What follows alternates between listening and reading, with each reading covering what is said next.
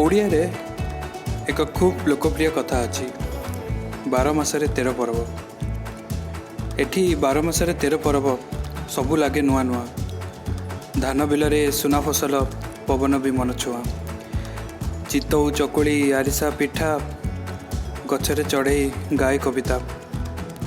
एठी बासी पखाड़ भी लगे बढ़िया। मु गौरवे कहबी मु ओडिया, मु गौरवे कहबी मु ओडिया। आपण मानकु ओडिया नववर्ष एवं पणा संक्रांतिर अनेक अनेक शुभेच्छा। ओडिशा रे पर्व पालन करियार प्रक्रियार शुभारंभ हुए यही पणा संक्रांति। यही दिन ही ओडिया पांजी किंबा कैलेंडर आरंभ होता है। ओडिया पांजी हिसाब रे पणा संक्रांति बैशाख मासर प्रथम दिन। पणा संक्रांति आम विभिन्न नाम रे पालन करिथाउ, जेमिति कि महाविषुव संक्रांति, जल विषुव संक्रांति, मेष संक्रांति, झामुस जात्रा, हिंगुला जात्रा, पटुआ जात्रा, दंड जात्रा, उद जात्रा, मेरु जात्रा, चैत्र पर्व। यही अनेक जगार ये नाम गुड़िकर अनेक महत्व रही।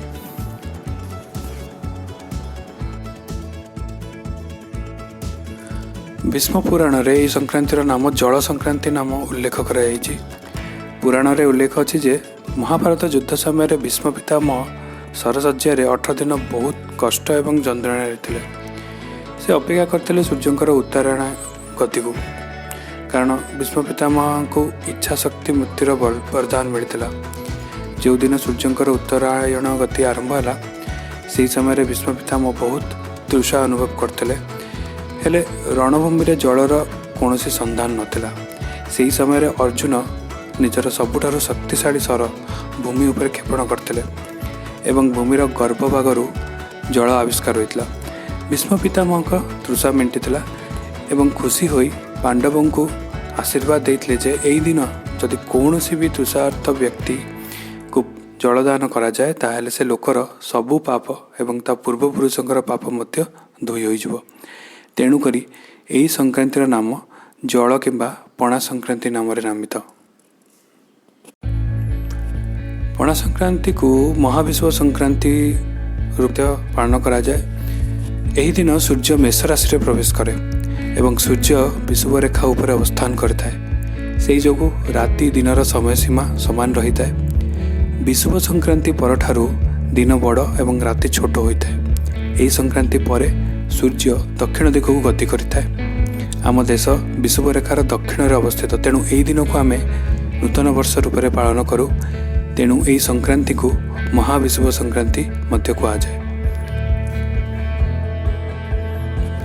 यही समय सूर्यंकर उत्ताप बहुत अधिक होता है। तेणु सूर्य उत्ताप कम करने आमे माने वृंदावनी किंबा तुलसी चौरा पणा दे था।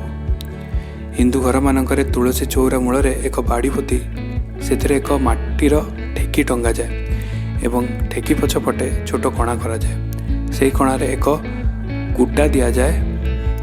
ठेकी रे पणा देले से बिंदु बिंदु होई तुलसी माँ वृक्ष रे पड़ता है। तो यह मान्यता अच्छी जे यह द्वारा सूर्यंकर उत्ताप किछि मात्रा रे कम हब एवं ग्रीष्म प्रवाहर अवस्थिति कम हब। यह को वसुधरा बोली कहा जाए।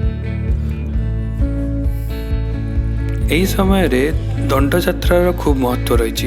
यह एक पारंपरिक नृत्य पर्व जहाँकि ओडिशार दक्षिण भाग में पालन करा जाए, मुख्यतः गंजाम जिले में, जहाँकि ऐतिहासिक कलिंग साम्राज्यर एक मुख्य सहर थिला।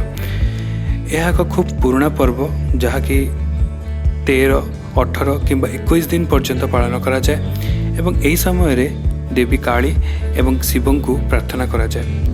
यह झामु किंबा पटुआ जात्रा नाम रे मध्य नामित।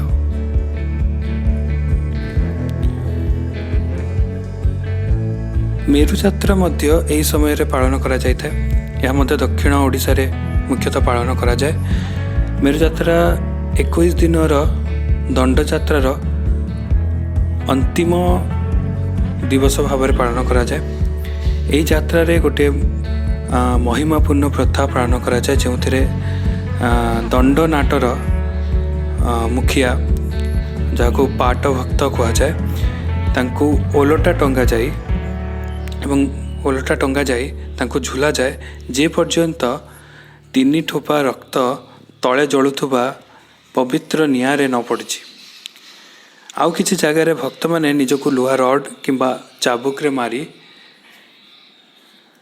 निजर पापर प्रायश्चित करती।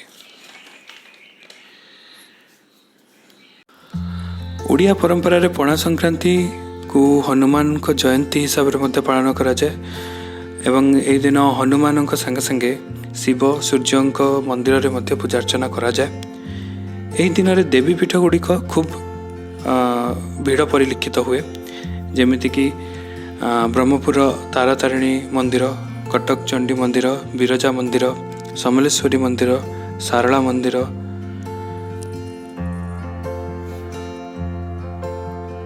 सारला मंदिर रे पूजक गरम कोईला खंड उपरे चालिया प्रथा रही, जहाँकि झामु यात्रा हिसाब से प्रसिद्ध। भद्रक माँ पाटणा मंगला मंदिर रे पाटणा यात्रा मध्य हुए। उत्तर ओडिशा रे यह छटक पर्व मध्य कहुए। तारातारिणी मंदिर रे चैत्र यात्रा मध्य हुए। तो कहया अर्थ है कि यही दिन गुड़िक देवी पीठ गुड़िक भक्त मानकर भीड़ परिलक्षित हुए एवं विभिन्न प्रकार यात्रा विभिन्न रीतिनीति रे पालन करा जाए। एही दिन रे समस्ते छतुआ एवं बेलपणा पी यही पर्व को खूब पालन करती। अन्यत्र यही नववर्ष अन्य नाम रे मध्य पालित हुए, जेमिति कि उत्तर एवं मध्य भाग भारत रे याको बैशाखी रूप में पालन करती हिंदू एवं सिख संप्रदायर लोक मान द्वारा। पश्चिम बंग रे, त्रिपुरा, बांग्लादेश रे यह पहिला बैशाख नाम रे नामित। आसाम रे बोहाग बिहू, तमिलनाडु रे पुत्तनाडु, केरला रे बीहू, श्रीलंका रे अलुत अबु नाथु, थाईलैंड रे संक्रांत, एमिति अनेक जगह लाओस, बर्मा, थाईलैंड ये अनेक जगह यहाँ नूतन वर्ष रूप में पालन करा जाए। आशा करछु ये वीडियोटी आपण मानकु खूब भल लगी एवं जदि भल लगी गोटे लाइक एवं शेयर निश्चय करंतु एवं सब्सक्राइब करिया को भूलंतु नहीं। आगामी अध्याय पुणी देखा सेते पर्यंत धन्यवाद। वंदे उत्कल जननी।